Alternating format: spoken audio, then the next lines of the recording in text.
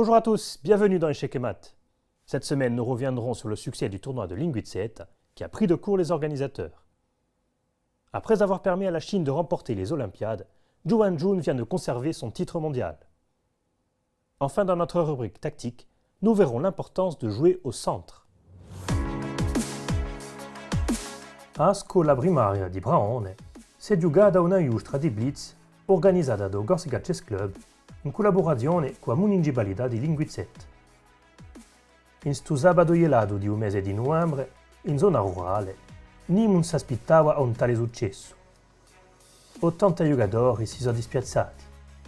Gli organizzatori hanno voluto aggiustare tavole di gioco fuori.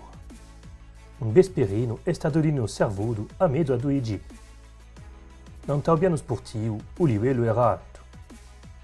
Marc-Andrea Maurizi volta da Spagna dove lo partecipava al campionato del mondo di meno di 12 anni.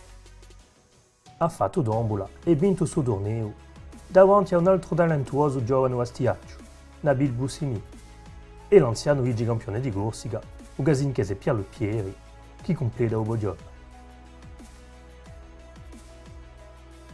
Zhou Wenjun l'ha fatta d'orno, vince il suo secondo campionato del mondo di villa.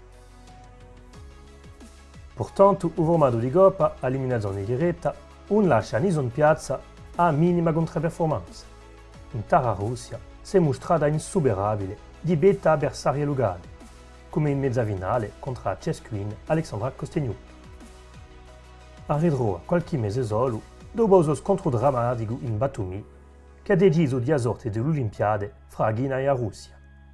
Zhou Wenjun afferma la sua superiorità e si qualifica già per la finale. Ci raggiunge a Caterina Lagno. I due leoni hanno da disputare 4 partite. Alexandra Kosteniuk riveste i panni di commentatrice e assiste al primo cattivo risultato diagonese di Beto a sua compatriota. Ma il grande campione Zhou Wenjun ha da strappare un time break imponendosi coi neri. Non l'enterra più in le partite rapide e conserva così il suo titolo mondiale.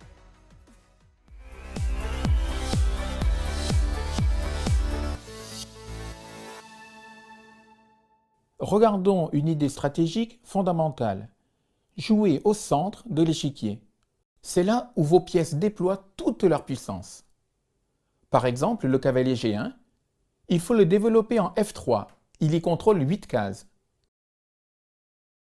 Par contre, si vous le mettez au bord de l'échiquier, eh bien, il est moins puissant et ne contrôle que 4 cases.